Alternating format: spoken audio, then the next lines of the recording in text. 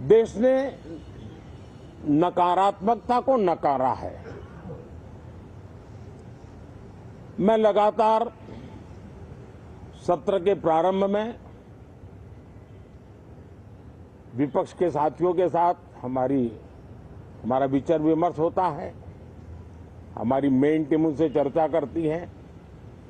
मिलकर के भी सबके सहयोग के लिए हम हमेशा प्रार्थना करते हैं, आग्रह करते हैं। इस बार भी इस प्रकार की सारी प्रक्रियाएं कर ली गई हैं और आपके माध्यम से भी मैं सार्वजनिक रूप से हमेशा हमारे सभी सांसदों से आग्रह करता हूं,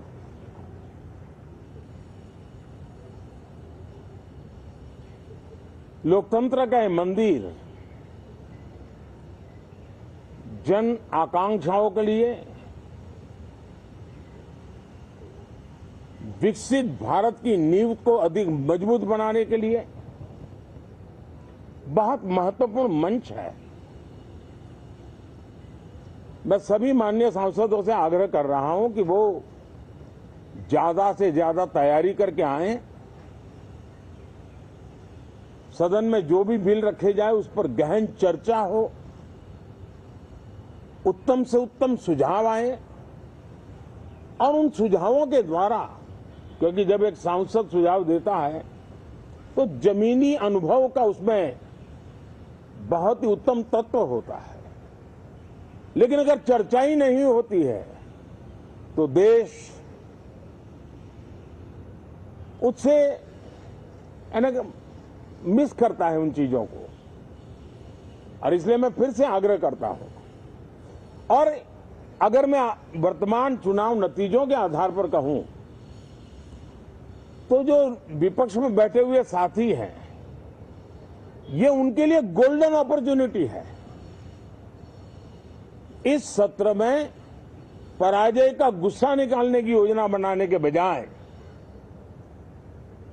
इस पराजय में से सीख करके पिछले 9 साल से चलाई गई नकारात्मकता की प्रवृत्ति को छोड़ करके इस सत्र में अगर सकारात्मकता के साथ आगे बढ़ेंगे तो देश उनके तरफ देखने का दृष्टिकोण बदलेगा। उनके लिए एक नया द्वार खुल सकता है। और वो विपक्ष में है तो भी उनको एक अच्छी एडवाइस दे रहा हूं कि आइए, सकारात्मक विचार लेकर के आइए। अगर हम 10 कदम चलते तो आप 12 कदम का फैसला लेकर के आइए। हर किसी का भविष्य उज्जवल है, निराश होने की जरूरत नहीं है। लेकिन कृपा करके बाहर के पराजय का गुस्सा सदन में मत उतारना। हताशा, निराशा होगी। आपके साथियों को आपका दम दिखाने के लिए कुछ न कुछ करना भी पड़ेगा, लेकिन कम से कम लोकतंत्र के इस मंदिर को वो मंच मत बनाइए। और अभी भी मैं कहता हूं, मैं मेरे लंबे अनुभव के आधार पर कहता हूं कि थोड़ा सा अपना रुख बदलिए, विरोध के विरोध का तरीका छोड़िए, देश हित में सकारात्मक चीजों का साथ दीजिए। अच्छी उसमें जो कमियां हो उसकी डिबेट कीजिए। आप देखिए, देश के मन में आज जो ऐसी कुछ बातों पर नफरत पैदा हो रही है, हो सकता है वो मोहब्बत में बदल जाए। तो मौका है, ये मौका जाने मत दीजिए। और इसलिए हर बार मैं करबद्ध प्रार्थना करता रहा हूं कि सदन में सहयोग दीजिए। आज मैं राजनीतिक दृष्टिकोण से भी कहना चाहता हूं कि आपका भी भला इसमें है कि आप देश को सकारात्मकता का संदेश दें। आपकी छवि नफरत की और नकारात्मकता की बने, वो लोकतंत्र के लिए अच्छा नहीं है। लोकतंत्र में विपक्ष भी इतना ही महत्वपूर्ण है, उतना ही मूल्यवान है और उतना ही सामर्थ्यवान भी होना चाहिए। और लोकतंत्र की भलाई के लिए मैं फिर से एक बार अपनी ये भावना को प्रकट करता हूं। 2047 अब देश विकसित होने के लक्ष्य में लंबा इंतजार करना नहीं चाहता। समाज के हर वर्ग में यह भाव पैदा हुआ है कि बस आगे बढ़ना है। इस भावना को हमारे सभी माननीय सांसद आदर करते हुए सदन को उस मजबूती से आगे बढ़ाएं, यही मेरी उनसे प्रार्थना है।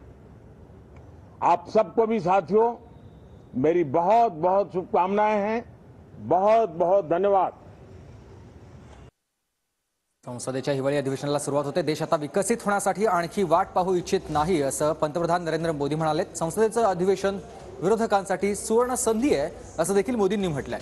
विरोधकांनी सकारात्मक विचार ठेवून संसदेत यावं असं आवाहन देखील विरोधकांना पंतप्रधान मोदींनी केलंय। तर बाहेरच्या प्रभावाचा राग विरोधकांनी संसदेत काढू नये असं आवाहन देखील त्यांनी केलंय। जर चांगल्या मुद्द्यांवर चर्चा करावी कमी असेल तर ते सांगावं, देशाला सकारात्मकतेचा संदेश द्या असं आवाहन मोदींनी विरोधकांना केलंय। संसदेचं अधिवेशन विरोधकांसाठी आहे असं नाही तर देशासाठी आहे। देश आता विकसित होण्यासाठी आणखी वाट पाहू इच्छित नाही असं देखील पंतप्रधान नरेंद्र मोदी म्हणाले। तर सर्व खासदारांनी चांगली चर्चा करावी असं देखील मोदींनी विरोधकांना आवाहन केलंय।